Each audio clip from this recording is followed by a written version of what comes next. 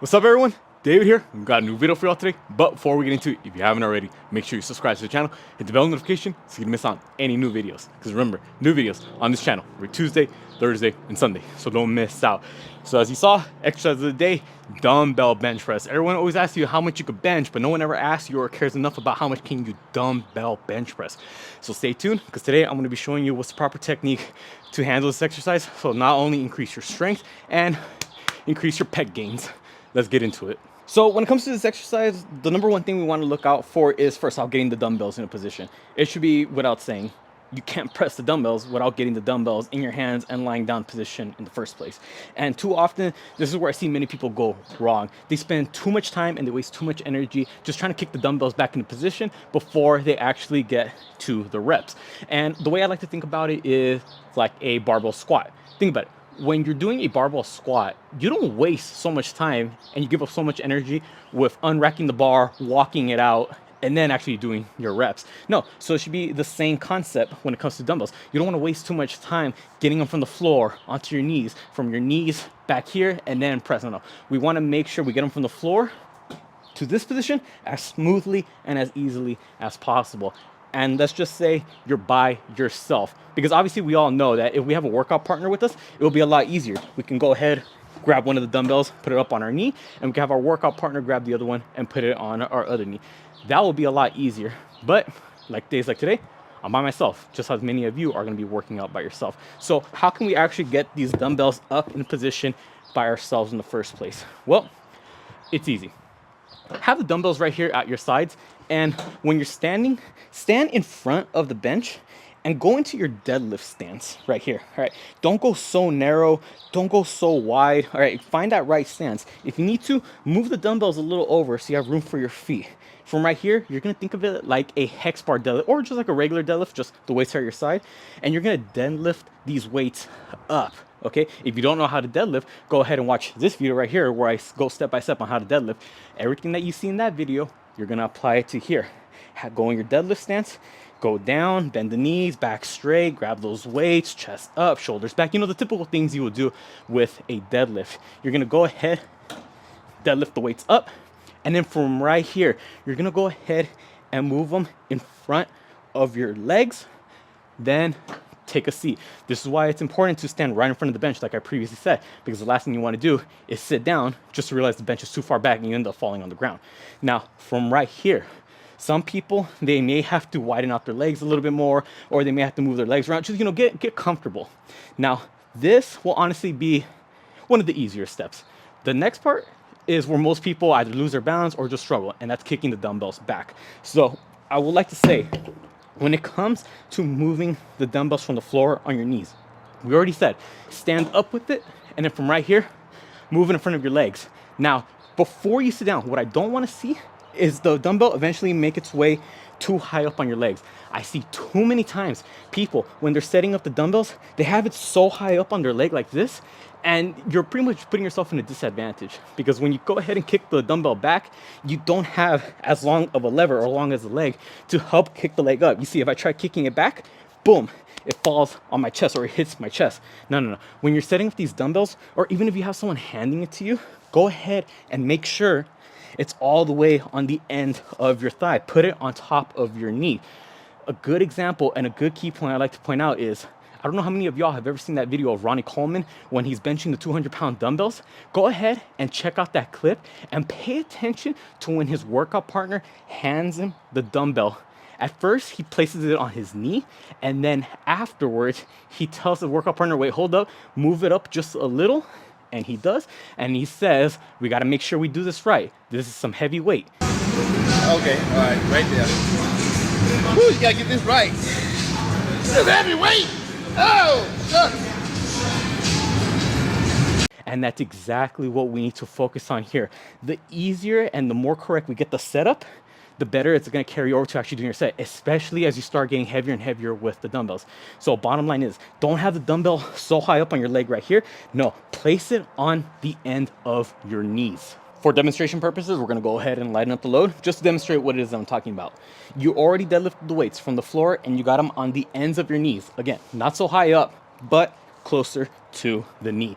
This next part is going to be the hardest part about getting in position for the dumbbell bench press. It's time to actually kick them back. Now, what you wanna do is kick both of them back at the same time by lifting up your knees and curling your arm at the same time. So it should look something like this. Okay, it looks easy, but where do people go wrong? Well, too often I see this. I see them try to kick up one first and then the other. And why exactly is that wrong? Well, first off, you're doing a flat bench press, okay? If you were to do an incline bench press or a shoulder press, then yeah, kicking one up at a time would be beneficial. That will help you out. But the flatter the bench is, the more you're gonna have to rely on kicking them both at the same time. Why is this? Because if I were to try to do one at a time, this is what's gonna happen, okay? Boom, I kick up one, and now I don't have enough power, and it's gonna be real inconvenient to try to kick up this other leg. I mean, I already feel like I'm struggling just to balance it on my leg. Next thing you know, if I actually try to kick it up, boom, there's no guaranteeing that I'll get it up in position. Another thing, if you were to try to kick up one at a time, there is a greater possibility that this is gonna happen. You kick up one, oh no, you lose your balance, and then you ultimately fall over to one side. Why is this? It's because there's nothing behind you to catch you. At least with an incline bench press, the back pad of the bench is a little higher up. So once you go back, if you are, for whatever reason, gonna lose your balance, boom, at least the back pad stops you and puts you in position. The flat bench press is all the way down here. It's not gonna catch you in time by the time you lose your balance. So again, I cannot emphasize this enough. Make sure you kick both up at the same time. Now, as it starts getting heavier, you start getting up to, the 80s, the 90s, 100s, however strong you are with dumbbell bench press, eventually your legs are not gonna be strong enough to kick the weights back on their own. You will have to rely a little bit on your bicep. So as you're kicking the legs up, you might have to also use a little bit of bicep, contract them, curl the weights up at the same time to help rock you back into position. This is gonna make it a lot easier to actually get yourself perfectly positioned on the bench. So up to this point, it should look like this, okay? I bring my knees up, I curl, and I come back onto the bench. From right here, I see too many people try to rush the bench press, and they try to go straight into their reps. And then what do? They look all wobbly. They look like they're kind of going like this, kind of shaking it up a bit. No. Once you kick them back, go ahead and try to position yourself in the best way you can. By that, I mean, retract your shoulder blades, try to create that arch. And if you can do that as you're going back, then it's gonna make it a lot easier. So as I'm coming back, I'm kicking, well, first off, let's get them on the knees, like we previously said. As I'm kicking the dumbbells back, boom, shoulder blades pinch back, create that arch, wedge my feet if I have to, boom, I'm in a good tight position, and then I can go ahead and actually press the dumbbells. Again, do not rush your reps. Don't think that you have to go straight from right here to just straight up. You see, I started pressing, my legs weren't even on the ground.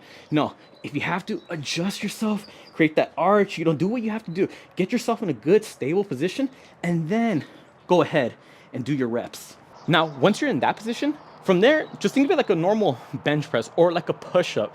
In terms of your elbow positioning, when it comes to a dumbbell bench press, your arms are a lot more free to move wherever you want.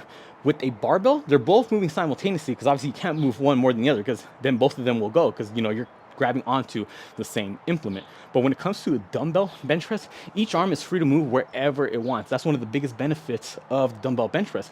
It helps you bring up your weak point, which is your weaker arm. And why wouldn't we want that? We want to even them out. But because of that, that means each arm is gonna have to work harder on its own to make sure it's in the right position. When we dumbbell bench press, just like when we do push-ups, just like when we do barbell bench press, you do not want to press like this with your elbows flared out. No, and at the same time, you don't want to do it completely like this with your palms facing forward and your elbows are completely tucked into your torso. At least you shouldn't if your goal is to try to get as much pec activation as you want. But meet somewhere in the middle, nice and easy, 45-degree angle. Again, not so flared out like this, not so tucked in, somewhere in between. You flare out the elbows too much, that's too much shoulder pain and risk of injury. You tuck them too much in, that's a lot of tricep and minimal chest. But if you go nice in between, then boom, you're hitting the target muscle groups. then boom, you're hitting the target muscle groups, and that being your pecs and obviously the triceps. Now, the last point we're gonna get on, because most people often overlook this, is how exactly do you get out of this position? It's not like a regular barbell bench press where once you're done with your last rep, you move the bar back and you re-rack the weight onto the squat rack or onto the bench press, wherever it is that you're pressing. With dumbbells, you have no choice but to actually throw them down to the ground. So what I see often is people either go one at a time like that, one, and then two, which is not necessarily wrong. You can do that, but I personally don't like that. Why is this? It's because what happens if you have a bench that's a little too high up, and in the moment you bring one arm down, what if the bench is so high up, the weight doesn't even hit the ground, and then you're rocking all the way to one side until the weight finally hits the ground, and then you have to go ahead and shift over to the other side to drop the other weight. I don't know, it seems a little inconvenient for me, but if you got a bench that's low enough like this one, then yeah, I can do that. I was able to drop one at a time, hits the ground, then boom, the other. But if it's too high, boom, that weight is just gonna roll you over to one side, and we don't wanna do that. There's risk of injury and all that nonsense, and we don't wanna deal with that. Another thing that I've seen pretty often is when it comes to bailing out of that last rep, they go, no, never mind, I fatigue, I'm done, okay. And then they turn their shoulder out like this, okay? That is a definite no. You do not want to do this. That's essentially like you're going like this, some type of external rotation. You know, that warm-up exercise you do with a cable. No, we don't want that, because especially if you have a heavy dumbbell in your hand, okay, what happens? Our mobility is not that good. So if he keeps going with a heavy weight, boom, you're gonna snap something in your shoulder. So what is gonna be the best way to bail out of a dumbbell bench press? Well, it's gonna be pretty easy. All you have to do is finish your last rep, come back down, and then throw them forward. So think of it like you're doing a tricep push down, and you're gonna do both arms at the same time. Literally throw them forward, close to where your feet are. My feet are over here, so go ahead and throw the dumbbells, boom, that way. So you saw I did pretty much like a skull crusher or a tricep push down, however you wanna think about it. I didn't throw them out to the side. I'm not doing this type of shoulder external rotation. I'm not rocking them to the side one way, then the other. I'm not going one arm at a time, then the other. No, just both at the same time, boom. Forward, triceps, extend those elbows, lock them out, and that'll be, honestly, in my opinion, the safest way to let go of the dumbbells once you're done with your last rep of a dumbbell bench press. There you go, everyone. That's just a quick how-to guide on how to dumbbell bench press. Again, everyone always focuses on the barbell bench press. It's always how much you bench, but it's never, hey, how much can you dumbbell bench press? It's okay to do the barbell if that's your personal preference. There's nothing wrong with that, but there's a time and place for dumbbell bench press. For me personally, there's two main reasons why I go ahead and change it up and use dumbbells from time to time. And the reasons are, one, because of hypertrophy, and two, because of strength gains. For the hypertrophy reason, when we do a regular barbell bench press, what happens? The bar comes down, touches our chest, and then boom, back up. Now, what happens if I want to get a deeper stretch? What happens if I want more range of motion? Well, I can't, obviously, because the bar is gonna have to touch my chest. I can't make it go through my chest. But with dumbbells, now that I have a weight in each individual arm, I can go past my chest, get a deeper stretch, more range of motion. What happens when we get more range of motion when it comes to working out? It can lead to more gains, because obviously the muscle has to contract against a larger range of motion against resistance. So I mean, it makes sense. Why wouldn't the muscle get bigger and stronger by doing so? Now, for strength reasons, it's obvious that we each have one arm that's stronger than the other. Me, my left arm is stronger than my right. Now, that's why when I bench press with a bar, sometimes you won't be able to notice it because my left arm is taking over for the right. It's compensating for the lack of strength that this arm has. Now, when you do it with the weight in each individual arm, it's harder to hide that. Eventually, as you start fatiguing, one arm is gonna come up faster and higher up than the other. So the fact that you have one weight in each arm is gonna force the weaker arm to work harder and catch up to the stronger arm. So that's why I personally like it for strength reasons, is just to fix those muscle imbalances. But hey, to each their own. If you wanna go ahead and do dumbbell bench press, by all means do so. If you wanna keep it with barbell bench press, do whatever you want. Do what you feel is right for your chest gains. You know yourself better than anyone else.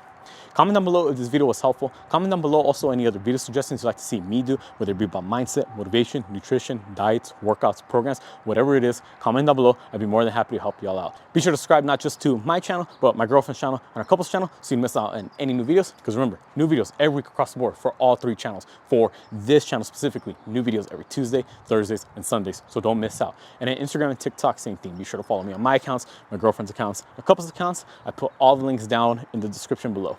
With that being said, I'll catch y'all next time.